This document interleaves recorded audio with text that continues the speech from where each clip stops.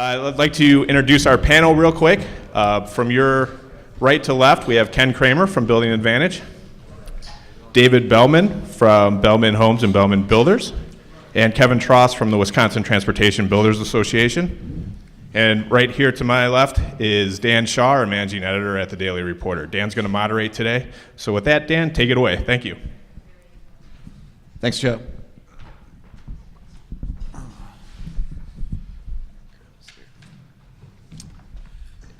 So anyway, I thought since we're downtown Milwaukee here, I thought we'd start talking about vertical construction. I'm sure some of you guys who came in this morning probably saw some cranes, saw some building work going on.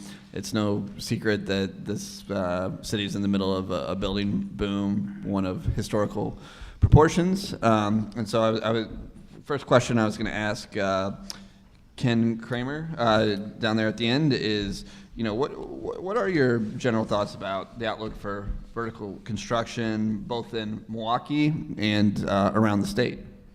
Yeah, well, first of all, good morning to everybody. I would say it's pretty hard not to be positive if you're in the construction industry right now. I just took a glance at the top 50 projects going on in our area, and it's over $2 billion worth of work that's going on. Outside of Milwaukee, I would say, when you get to the Germantown area, things look pretty good up there. There's no doubt in my mind. You look at the the Aurora project in Sheboygan's, about $130-some million. Oh, I should apologize. It's $300-some million. And I get down to Madison area, same thing when I talk to those contractors. I just got to be honest with you. I would say that this is the biggest boom I've seen probably in the last 10, 15 years, especially in the Milwaukee area. It's kind of a ripple effect. If you look at the Northwestern Mutual project, spends $500 million, and what happens after that, right? The confidence builds up. You start seeing the new owners of the Bucks investing over almost $1 billion in the Park East corridor. All of a sudden, the apartment market's on fire, right? Office buildings are starting to come back. I see retail, things that I call it a swear word in construction. I've got contractors saying they got a backlog, right? We haven't heard that phrase in quite a while, where I think the excitement's there. And if you ask me how long is it going to last? Right now, I probably see 3 to 4 years of solid work on my books or in the pipeline. But as I look forward down the road, I don't see it slowing down. I think about last February, I seen a plateau. Our increase in construction was double digit for 2 or 3 years in a row. And last February, it stayed very busy, but I think we hit that plateau, probably about a 4% growth I see, which is a good thing. I think the market's still very strong in the construction industry. Great. I guess we'll just keep moving down toward me with the same basic question for everybody in their different industries. David, I was wondering the same thing. What do you see as the outlook for the housing industry next year in general? Well, thank you for having me here. First off, I went from probably about a week and a half ago being kind of mildly bullish to next year to probably being fairly strongly bullish on the market. And obviously the tax cuts and things like that are going to be a huge factor, I think, going forward. It's going to put more money in people's pockets. So I think it's already starting to bode well. It was a slow fall a little bit for us, and it's really picked up in December with new leads and things like that. As far as how the market is shaping up right now for us, I was doing some kind of studies, and we're up almost 6% on median sale price for the year on single-family homes. We're down to 4-month inventory, so inventory is very, very low. Overall, nationwide inventory is down 12%. So there's not a lot of supply.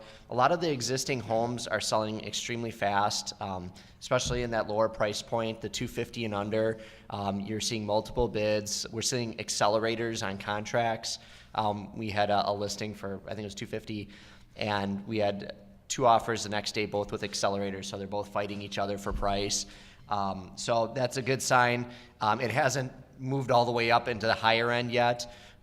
So that's kind of interesting. That's still, I think people are still recovering from the recession, and but you know that lower price segment is you can't keep enough inventory on the market, and unfortunately we can't build the type of homes for the price that those buyers want right now because of the regulations. Well, I guess that is another question that I have on here is about those regulations. Just curious. I've read a lot of stories about the housing market, say in California and probably on the East Coast too, where the supply is extremely short. Would you say Wisconsin is anywhere near in that type of situation? Yeah, I mean, with 4% or 4 months inventory, that's very, very short supply. Healthy market is 6%, so we're already well below that. So yeah, I mean, it's tough, and especially with all the new labor coming in with Foxconn and things like that, that's going to really push demand for housing. And as part of being on the State Builders Association, one of the areas that I've heard about that's having trouble right now is Sheboygan. They have tons of employment there. They had 7 permits as of a couple months ago for the whole year for new construction. So they don't have the homes there for people working. And I kind of see that happening in the, that kind of southern part of the state here with Foxconn going on. They have, all these jobs are going to be coming in, and maybe not enough adequate housing for them. Great. Okay. And same question for you, Kevin. Just the general outlook for the road industry. Sure. Thanks. It's good to be here this morning. The statewide transportation market. Probably the WISDOT presented at our conference back in October had they project about a $950 million letting program for fiscal year 2018, and so the statewide market, and this was before the Foxconn. All of the work came from Foxconn. The statewide market is, I'm probably a little less bullish than the other panelists because of what happened in the state budget. The state highway improvement program was reduced $246 million. So the market for 2018, we're going to have a strong local road and local bridge market. As far as what else happens statewide, there may be a little uneven work balance because of the Foxconn, but overall, the overall number looks pretty good for transportation. But we hear some concerns from people that are not in southeastern Wisconsin about the market. Right. There was those reports recently that, correct me if I'm wrong, but I think the Foxconn project is going to be pulling some money, perhaps from rehabilitation work outstate. Am I saying that correctly? Yeah, it depends. It depends who you talk to. So the DOT has applied to the FHWA for a $246.2 million. It's infra grant for the north-south corridor. DOT has spent about $1 billion on that corridor so far. They have just under $500 million left. I don't want to say the budget, but the Foxconn bill it was Act 59 provided $252 million in general obligation bonding for that. So if we do get, if we would get what we've requested from the federal government, we'd be ready to finish the north-south corridor. So the local roads that are part of that, they did a jurisdictional transfer to transfer at least 4 local roads, Highway H, County Highway H, International Drive, Braun Road, and County Highway KR. They did a jurisdictional transfer to make those state roads. The DOT is going to be upgrading those roads. DOT says that those will be paid for. Right now, there's very low inflation in our construction market. Actually, we had deflation in the last fiscal year of about 5%. So DOT is saying between let savings and efficiencies, anything that's planned in 2018 will move forward. We'll see. Okay. Yep. We'll see. What are the what's the deflation mostly been in? Is it just all construction materials? It's mostly the price of fuel. Oh, mostly the price of fuel. Okay. All right. Well, I guess we'll bounce back to you, Ken. And you mentioned that you think, I believe that the building boom is going to last 3 to 4 more years. Did I hear that right? What do you see? You mentioned there was a plateau. Have you seen any sort of signs of a slowdown? And is there anything out there that you think could derail this thing? Right now, I mean, obviously there is, but is there anything realistically that you see that could derail this thing?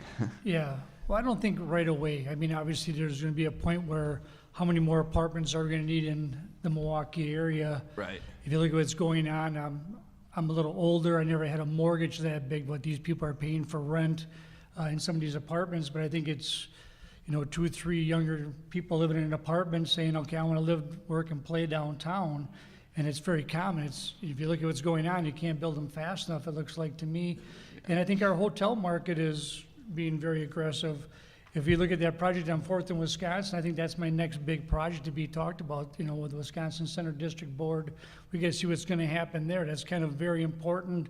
I think also for the rest of the arena stuff, what's going to happen there. We don't have enough hotels to bring the All-Star game to Milwaukee is a concern. And those conversations are happening. So I don't really see, I can't project, I mean, obviously I don't have the crystal ball to tell you that in 5 years from now we're going to have a crash in it, but I think everyone's still being pretty aggressive. I think there's some people are being conservative that who's going to build the last apartment building that doesn't fill up. But right now I can tell you that the conversation, look at the Park East Hotel, right? They're gutting it for apartments. The Couture is still on track to start construction in March, and that's 44 stories. So I think, I don't see the end in sight, but the end in sight will come, and how are we going to deal with that is probably a good conversation to have. Yeah, that's another interesting point is you mentioned all the hotels that need to be built, all the apartments that need to be built. Do you think there's any other crying needs out there for some sort of vertical construction project that we don't have right now? You mentioned a lot of the development around the arena as well. So when I talk to developers, you're starting to see the office market, and the office market can't be where we're stealing a tenant out of one building and putting them in a new building. We're seeing a real growth in people coming to the city of Milwaukee to bring their business and bring more employees, which is kind of what's needed. That fuels the apartment market. If you look at certain companies that come down and we're going to bring 200 new employees to the Milwaukee area, that has a huge ripple effect on all the construction besides apartments, hotels or restaurants, things like that. Even the streetcar, like it or not, the streetcar is going to generate quite a bit of economic development along the route. Yeah. That generation wants the transportation. They want to get off the streetcar and get a cup of coffee or maybe go to their apartment. And if you pull the map of what's going on with that and who's buying the land around the streetcar, it's pretty attractive right now. Yeah, right. Especially maybe when they go up into the northern neighborhoods, you'll see more redevelopment of some of those neighborhoods that have been neglected. Well, I think the next phase of the streetcar is going to go from 4th and St. Paul up to Highland. Yeah. That's the next route that's kind of projected. From there, we got to see. So if you do want to take it up Martin Luther King Drive, is where the next step's going to be. Yeah. We have to have an anchor there, right? You just can't put the streetcar anywhere. We have to make sure that we have a business that's got a bunch of employees and draws more people that want to live there. Yeah. Okay. Well, and I guess just moving back down this way again, and you were talking about David, the shortage of housing supply, and of course that leads to the question: what's preventing more houses from being built? And we hear all the time about the labor shortage. I'm sure that's contributing, but also after the crash 10 years ago now, almost hard to believe, but. There were a lot of federal rules that were instituted that made it more difficult to get financing, we all know. And also any other rules and regulations out there that are being restrictive. Yeah, I think you answered a couple of the questions. Oh, sorry. But that's okay. But kind of to provide more depth on it, there are a lot of things that are restricting the single-family housing industry right now. Regulation is one of them, although I think we're taking steps in the right direction. The National Association of Homebuilders did a study about 2 years ago now, and they said the average cost added to a new home due to local, state, and federal regulation was $84,671. That's $84,671. That's just because of regulation. Obviously, that's a huge number. I'm pleased to say that that's going the other direction now, and how much I can't really say, but we just passed some bills recently, the Homeowner Bill of Rights. We've got a 6-year code cycle now on electrical codes. There's a $1,000 cap on building code changes, so those kind of things are going to help, on our state level. The problem that we have right now is still, especially with development and dealing with all the rules, the regulations. We're still developing things on a single family level, like we did back in the 50s, where it's 66-foot wide roads and you have to have all this room for parking on either side.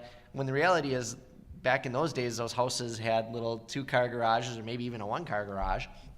Now we're building these houses with 3-car garages. We don't need all the street parking and things like that. So does it make sense to, and maybe you can answer this one later, but make the streets a little smaller and change our design a little bit? But so that's one thing. A labor shortage is a huge issue for our industry. We lost almost half our workforce during the Great Recession. A lot of people that had these really great skills, carpentry skills, plumbing skills, electrical skills, they had to get regular day jobs, and they didn't come back into the industry. And so those aren't necessarily skills that translate right into a new kid coming out of school and going and doing this. So, doing miters and things like that, that's just not something that you can just pick up a saw and do properly the first time. So that's one of the challenges. And the other challenge with that is that parents, especially, we have to really not necessarily re-educate the kids, but re-educate the parents that going into the trades and working with your hands is not only an honorable profession, but it's going to be a very well-paying profession for many years to come, because everyone's, go get a college degree, and that's great for some kids, but there are some kids that they should be working with their hands. They have that skill and the energy. And then the last thing that's really holding back our industry is just affordability in general. So not just with regulation, but existing homes are still quite a bit cheaper than a new home, and so there's a big price gap. As the existing homes have risen in value, that gap hopefully will get a little bit smaller, but we've had a lot of inflation too with like the tariffs this year on lumber. It went up 20%. Actually, lumber this year went up 33%. So when you have that going on, and then houses are going up 6%, that gap really isn't getting too much smaller. So a lot of people, like the realtors especially, are coming to us and saying, build more houses, and we're like, we can, but cheapest thing I can build right now is probably $400,000 for a home lot package, and they want stuff for $250, and we just can't meet that. Yeah, if the baseline is. And you wonder why our apartments are on fire. Yeah, right. Yeah, right. Yeah. There we go. Yeah, and if the baseline is covering $84,000 of regulation costs, what is there one big contributor to that price? For the regulation, is there one particular part of the code that contributes to that? And do you see an area where there really needs to be reform? Well, 2/3 of that $84,000 is basically on the land development side, where the rest of it's on the single-family building side. And unfortunately, we've been able to kind of work on that smaller side a lot easier. But we've had a lot of things that are passed through from unelected people over the last 10 years. So like OSHA, EPA, Department of Labor, they basically could kind of do what they want. And so we were getting a lot of things just rammed through. There's stuff now that we're fighting, like the silica rule. We're fighting. They had enclosed spaces rule that they were working on with OSHA, and then they had the Waters of the USA, which was fortunately defeated, but that was stating, like, if you have a puddle on a piece of property, it could be considered a waterway.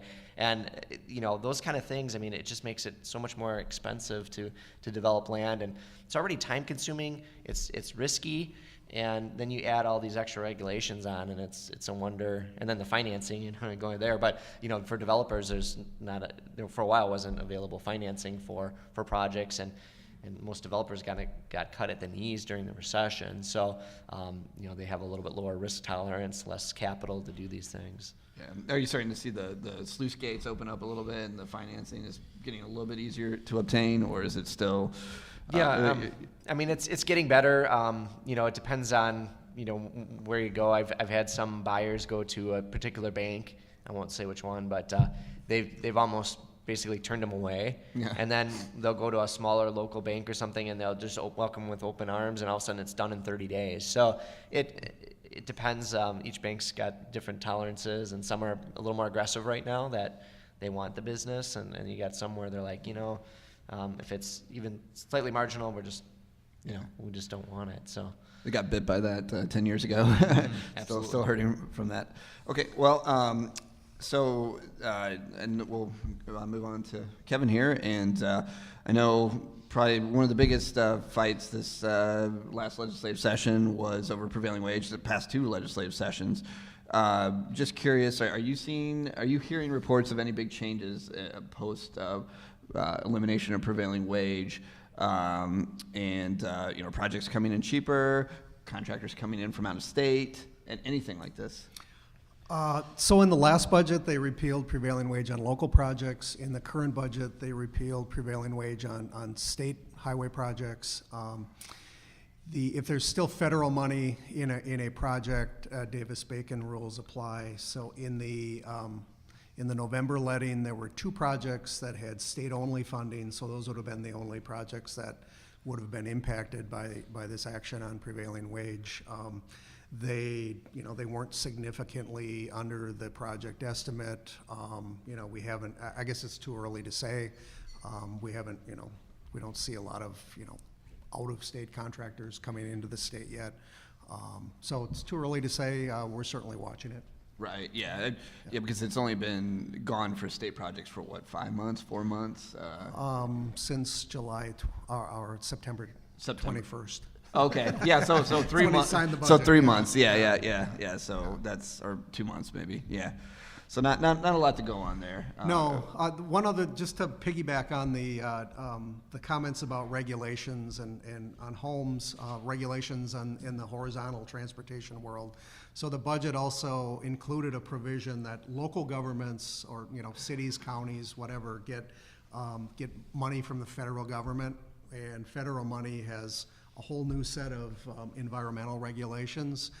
The budget basically allows DOT each year to come up with it's called the federal funding swap. So they take federal money from the local program and exchange it with state money from the State Highway Rehabilitation Program to eliminate some of those federal environmental requirements for local projects. It's really not, we don't even know how much is being exchanged in this fiscal year, but the goal is to try to drive down the regulatory costs, because the local governments, you have a bridge and down in Crawford County, a little town road bridge shouldn't probably have a whole bunch of environmental costs attached to it. Do you think that's going to be somewhat effective, that swap, if it does occur? Oh, it could certainly save local governments money on their project, sure. Okay. Sure. Okay. But if I understand right, they're just studying it now. They're not actually going to do it. No, it's in the budget, and DOT has to. The ball is basically in the department's court. I see. Okay. Yeah. I mean, then what they don't want to do is take too much state money from the rehab program, because there's a match requirement. Oh. Like if you get, I mean, with the federal tax bill being close to being signed, infrastructure's next, apparently, at the federal level. And if there is a whole bunch of federal money that comes to Wisconsin in some way, the state needs to have some sort of state money to match federal dollars. So I think they're working that through. Okay. All right. I guess we'll go back to Ken here for the final question I had written down for him. What do you think the industry is doing right now, and I know you're deeply involved in this, to make sure there's labor for projects like Foxconn, projects like the Couture, and any of the other ones you mentioned? Yeah, so obviously the shortage of skilled workers been talked about for quite a bit. I can tell you our industry from labor and management took it pretty serious, but I have to have the work, right? We talked about our apprenticeship programs and young people, comments about this is a great career choice with no college debt, and mom and dad's got to change their mind. I can tell you that probably about 3-4 years ago, I started to see a big change in that attitude, where schools are reaching out to us at a very high level. I'd like to see more of the shop programs put back into the schools, like when I went to school, so people are more exposed to it. But our apprenticeship numbers right now are the highest they've been since 2009. Our orientations, let's say you want to be a plumber, and you're allowed to go to the training center and find out what it takes to be a plumber at the highest level they've seen since 2009. So, but it goes because there's so much work, right? There's not a newscast that doesn't talk about a boom in construction, and you can make $100,000 a year with no debt. Yeah. So we spend over $10 million a year on training just in southeastern Wisconsin, and that money comes in from the contractor and from the workers. They match it together and put it into a fund to train the workers. I also see the developers are starting to really ask those questions. Who's going to build my building in 10 years from now? So we're starting to see some of those developers saying, hey, we want to have a higher participation of apprentices on the job, which still falls inside the rules and regulations through the state, but it's kind of a good thing for us to hear that, if it's Rick Barrett saying who's going to build a couture and where's the young people that are going to be involved in this for the future of our industry. So there's still a shortage of skilled workers, there's no doubt about it. I do see it more in, you talked about your workforce, how many walked away. We probably lost 30% of our workers, and they didn't come back. You're absolutely right. A lot of them said, hey, I'm ready to retire. I can finish my career in manufacturing. It's a little bit easier on my body, but the age of our apprentices is starting to come down too. No. The average age of our apprentices is 28 years old, and when you go look at the classes now, I'm starting to see younger generations that are saying, why not?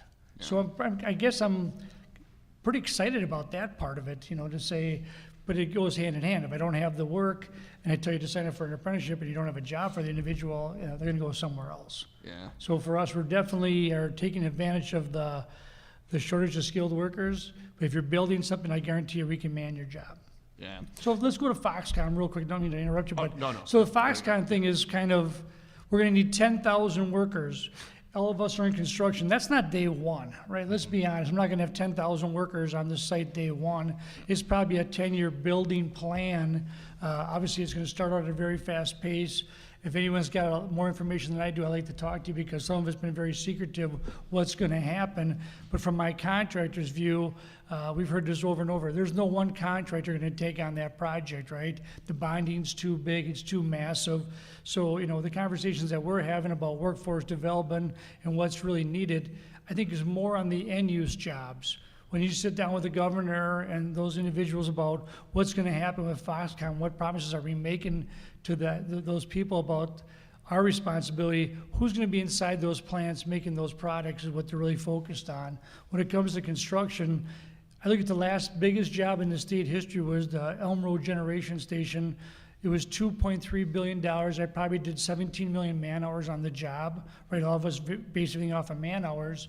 And it probably had about 20% local workforce on that job. The rest were travelers that came from somewhere else. Yeah. So if you work for, let's say, Staff Electric, and let's say you are making $100,000 a year as an electrician, you're not going to quit Staff Electric to go work to build Foxconn, right? Yeah. You're going to stay working where you're working because that's what you do, unless staff gets that job. So I think we have to look at it a little bit different, that we're not going to be able to man that job in the construction industry with just local workers. So we've already put out feelers to other communities to say, hey, what's going on in Missouri? Do you have a lot of work? We got this big project going on, and we're talking to those individuals already.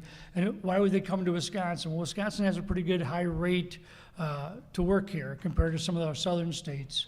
So I think that's kind of a draw too. But until you see what we're really building and what's going to be the demand, it's pretty hard to sell it at this point. Yeah, right. Yeah, I imagine it's going to be someone like Gil Bain who's going to be overseeing it. They can take the bonding on that, right? Right. So it's interesting. We've heard Gil Bain's name mentioned. Yeah. I get a lot of phone calls. Everybody thinks they're involved in it until that thing is really rolled out on what the schedule is going to be. But I think the road builders are number one, right? There's no infrastructure. They haven't bought all the land. We're looking at a field. What's the utilities? What's really going to be the demand of that, right? Yeah. Besides, we're talking one building. No, we're not. Right. Corning Glassware is another $1 billion building. And they're reaching out saying we got to be so close to the plant or, we can't be their partner. So I guarantee when this thing really gets rolled out, everyone's going to get there's enough work for everybody is probably a good way to put it. Yeah. And I think that's kind of the attitude we're going to have. Have you any insight into how companies might be able to bid on this thing eventually? Yeah, so I think we're still waiting for them to roll out. I mean, there's a lot of rumors going on out there. The drawings are, some have seen drawings, some haven't. Oh, really? I think that's step one. So you mentioned Gilbane. So let's use Gilbane for an example. I have no inside information. I don't know who's going to get the job. But if Gilbane's going to get the job and act as a construction manager, then it'll be their responsibility. Who's going to do this? Who's going to do that? But the article yesterday, like I said earlier, was they haven't bought out the land. Right? And talking about road building, right? They're going to take money away from elsewhere to invest in this project. It's that big.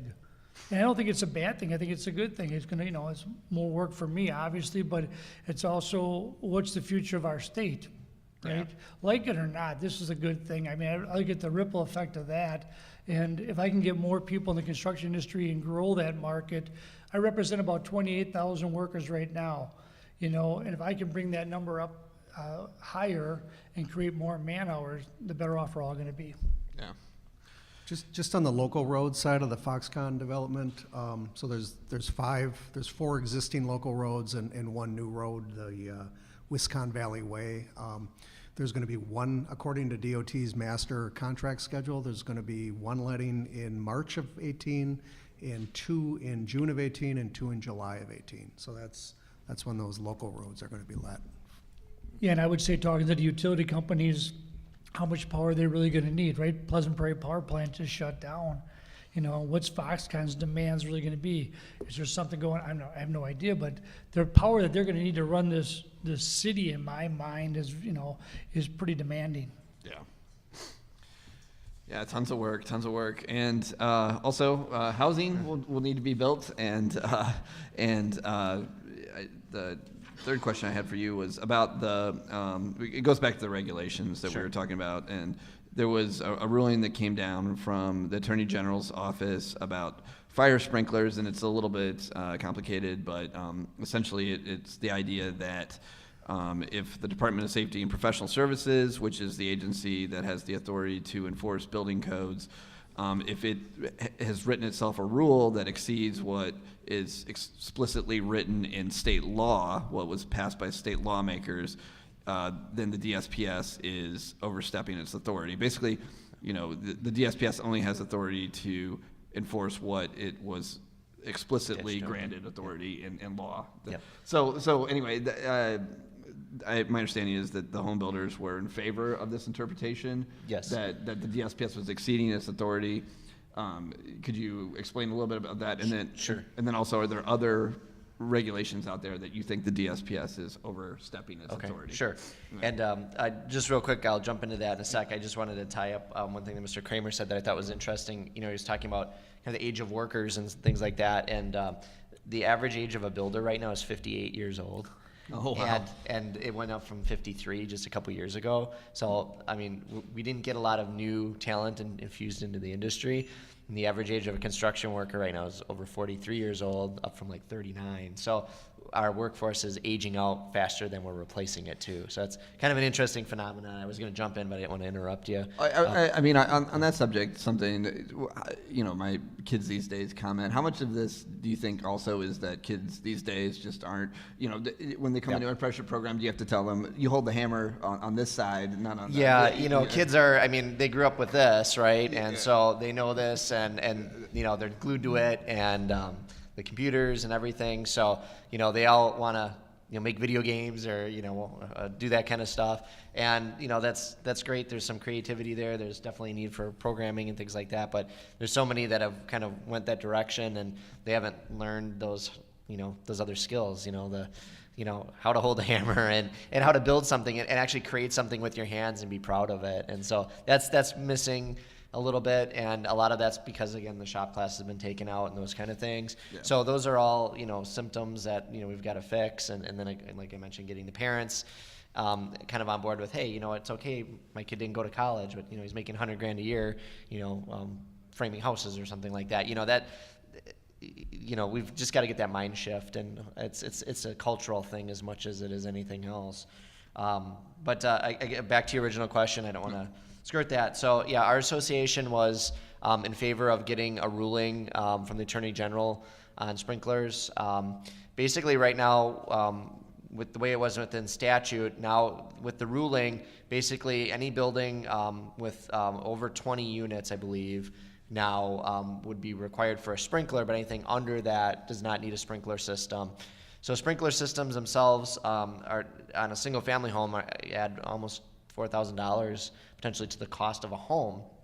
So obviously we're not in favor of that. It's gonna be very hard to see that go into single family homes at this point, because not only do we have that in the statute now, but we also have in the codes, there's a $1,000 limit on code changes. So if that was to be put through by codes, that would get kicked out right away because it's going to exceed the $1,000.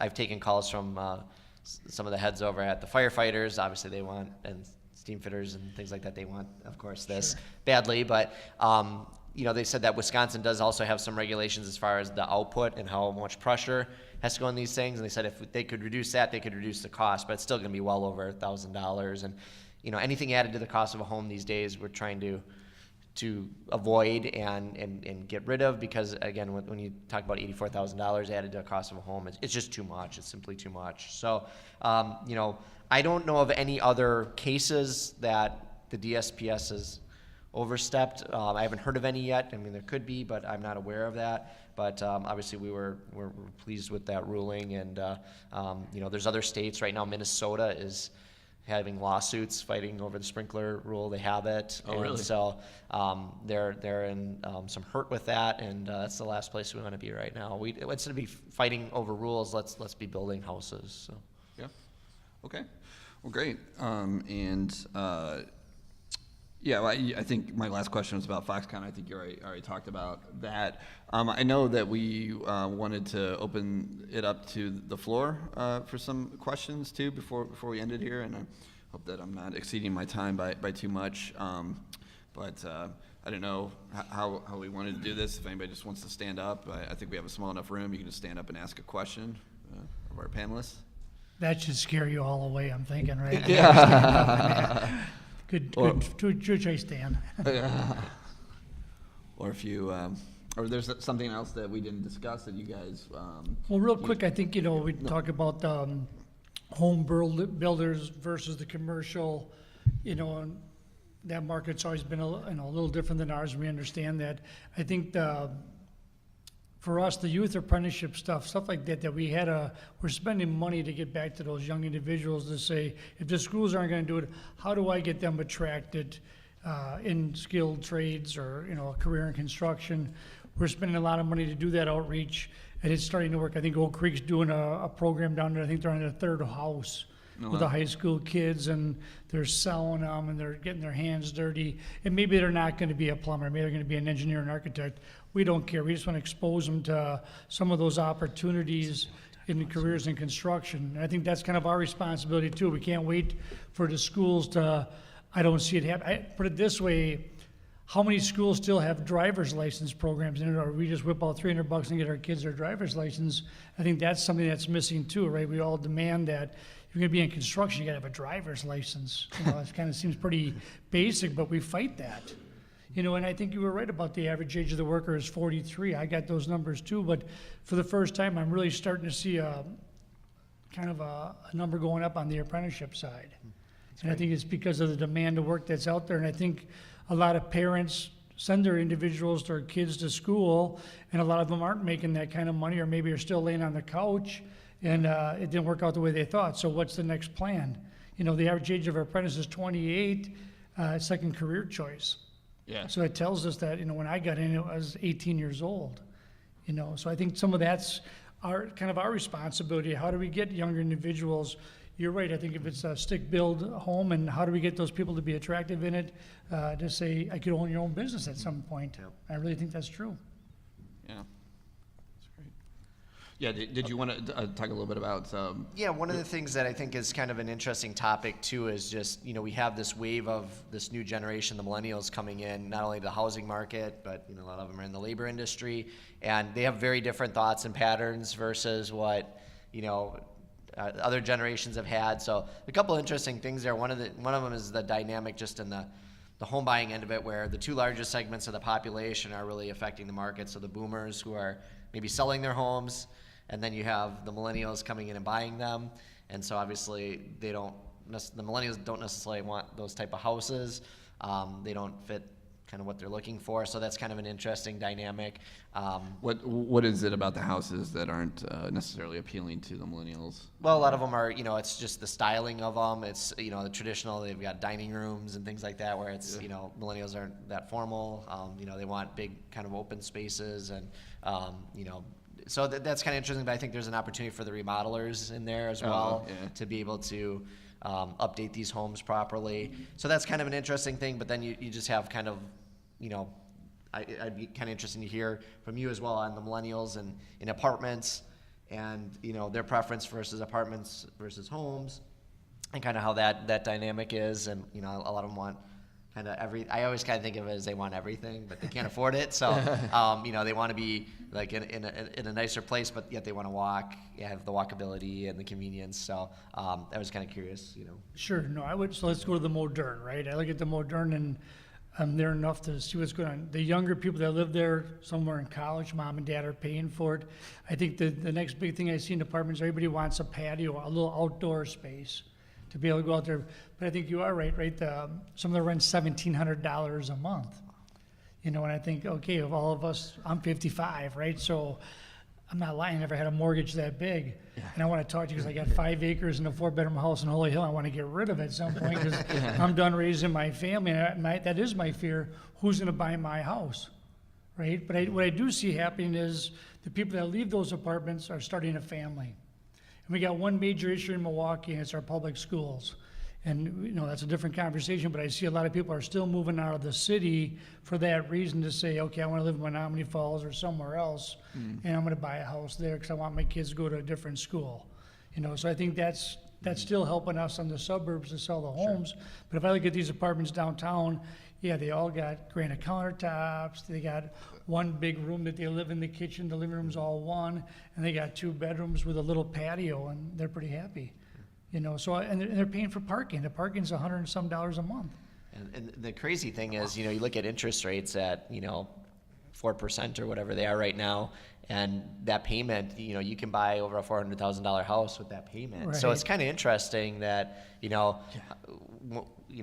it the kids and having kids that maybe moves them out of the apartment then, or is it, maybe they just want that lifestyle for a few years, and then once they decide to kind of settle down, then they kind of move into it. But just be spending that much in rent, it just kind of baffles me because it's like, especially now housing is a good investment again, whereas during the recession, obviously it wasn't. And, my opinion of it is maybe different than the millennials where it's like, it's a buy and hold. So it's not like when the market goes down, your house, you just lost all this money. If you don't sell your home, it's still there. It's just like buying stocks. You buy and hold them. If it goes down one day, it's not like you're broke. It's, you can wait for the market to appreciate again. But just kind of an interest. Sure. So I got 3 daughters, right? I don't think they want the responsibility, too, right? I know, go out there and cut the grass, right? Gotta remove the snow. They come home from work and it's all taken care of, and let's go to the top of the Kimpton and have a drink, So I think that's kind of part of the leg in that too. But so I look at my subdivision alone, I look at the young people that are buying those homes, and when they're there, I think they're a lot happier. Sure. It's just that change from the apartment. At some point they get sick of their neighbors, can't have a dog, or some of the negatives that go with it. At first it looks pretty attractive, but I think you're right. They get a little older and they start to realize, okay, I want my independence, I want my own house, and why am I throwing all this money away? But right now, the apartment market is very hot in Milwaukee. Sure. But I think from your viewpoint, maybe you can answer this, what's the average home staying on the market? If you got a $200,000 less home, how is that on the market for 30 days or less? Oh, sure. Yeah, I mean, I could actually give you, I do have some numbers on that. Pardon me, I gotta just find them. But it's interesting because, let's find it here.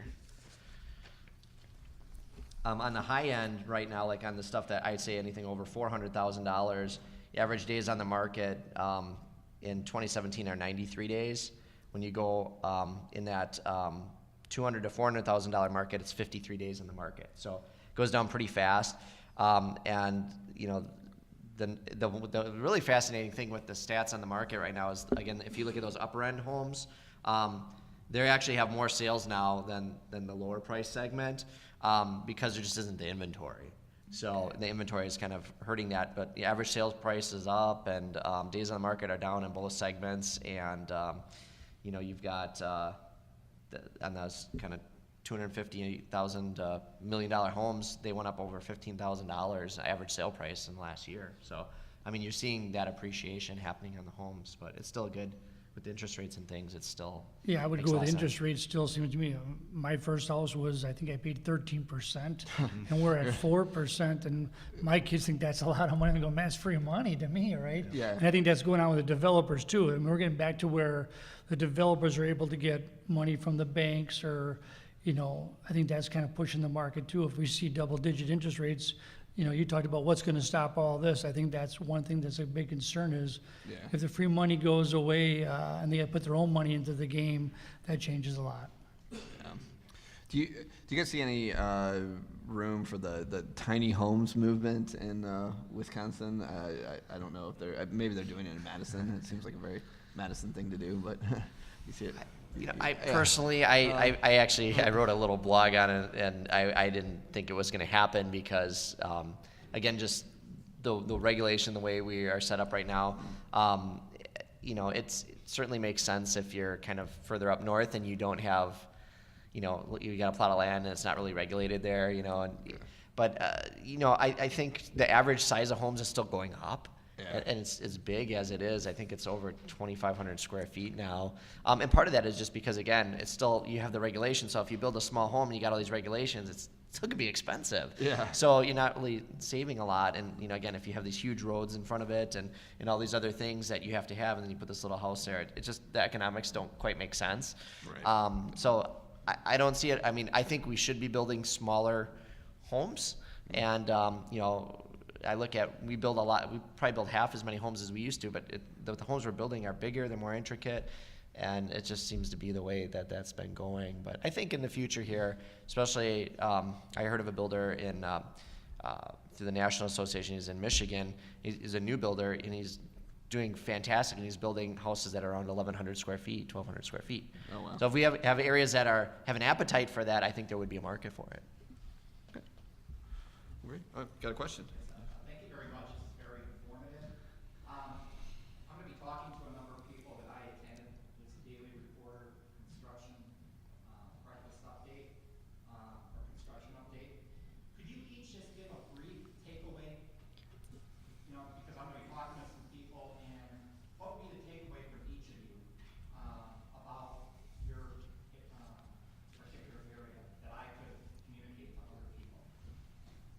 So you're asking my takeaway? Oh, sure. Well, obviously, I'm very focused just on what's going on. My area is pretty much downtown Milwaukee, the surrounding areas. So it's good for me to hear about, I think a little bit more about definitely the road construction. So if you're asking me what's going on in my industry right now, things are great.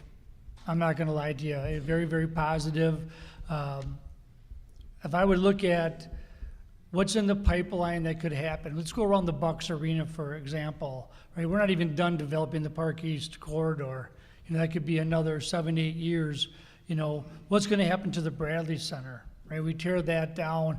There's talks of a 1,000-room hotel could happen, maybe more apartments, simulated golf coming to Milwaukee. I mean, these kind of things. So that kind of excitement where versus the negative, I've got more positives saying, why can't we do this? We should do that.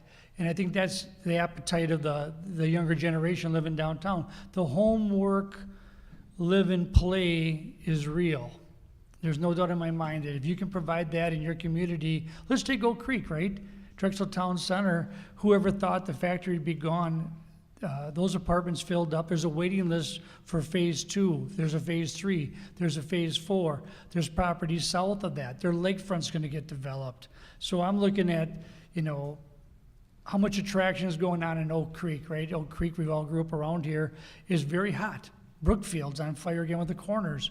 So Menominee Falls is doing stuff. It's not just industrial parks. You're seeing, if you go past on 41, I drive by it every day. I'm blown away how fast that retail, apartments, and how fast that's filled up.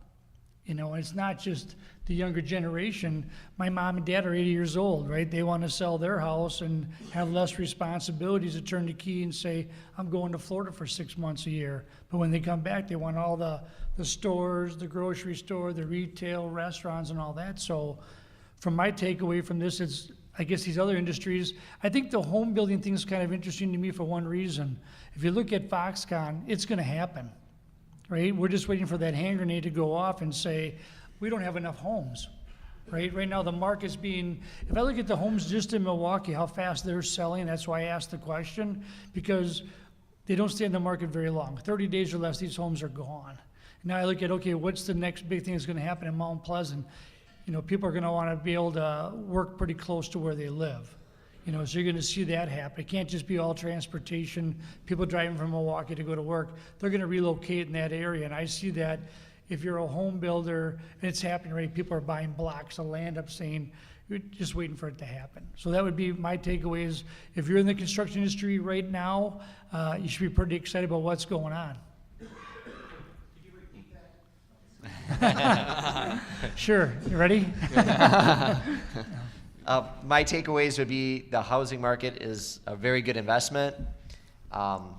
We have our challenges like the labor shortage, so we need young people and everybody all hands on deck to get involved in the trades. But we have low rates for interest rates, and we have people now, I think with this, the tax cuts that are coming, people are going to have more disposable income, so people are going to be spending money and hopefully in housing. So I think those are kind of the takeaways, and what's going to limit our industry is we can have all the demand we want, but if we can't build it, we can't help everybody. So that's kind of the takeaway there. And then just one thing on the Foxconn, I think really in the early years of this, where people are going to live for Foxconn is going to be the apartments, because at the average wage of these workers is $53,000. That only affords them a $270,000 house. Okay, we can't build that right now with the way things are set up. So they're going to need to live in apartments. They're going to need to grow their wages, get that equity so that they can buy a home. So I don't think it's going to be a boon for home builders immediately. I think down the road maybe it will be, but it's going to take a while. My summary would be that in the statewide transportation market, the numbers for 2018, the overall number for 2018 is going to be a positive number. There are some concerns about the balance of work throughout the state, and beyond 2018. So there's a state transportation program called the Major Highway Program, and DOT has suspended, canceled, or or postponed at least 5 studies on kind of the future work. And that's concerning about the pipeline for major projects. Here in southeastern Wisconsin, it's called the Southeast Wisconsin Freeway Mega Projects. There's a prohibition on doing any work on the north leg of the zoo in this budget. We walked away from the east-west freeway. So there's, the overall number is good. There's concerns about the balance of work and what's coming up in the future. Like we talked about the deflation, and so they were able to move projects from, so the last fiscal year was fiscal year 2017. DOT had about $127 million in LET savings. So they moved projects from 18 and 19 to use that money. We refer to it as plans on the shelf, how much road work is ready to go if there is an influx of cash. The federal infrastructure bill, right now they're talking about what they're going to do is they're going to reward states that have stepped up to the plate and basically raise their own money. Well, we just went through kind of a bruising state budget process where we didn't do that, and what does that mean for Wisconsin in any potential federal bill? So, very helpful. In my community, the Village of Gales Corners, the reconstruction of Highway 100, after 10 years of discussion, community discussion, is to go forward. April from my area. Thank you. Yeah. Well, that's probably a great way to end it with the wrap-ups and everything. I really appreciate everyone coming out here today and extra thanks to our panelists for being so insightful and doing some homework before you came and everything. So, thank you. Thank you.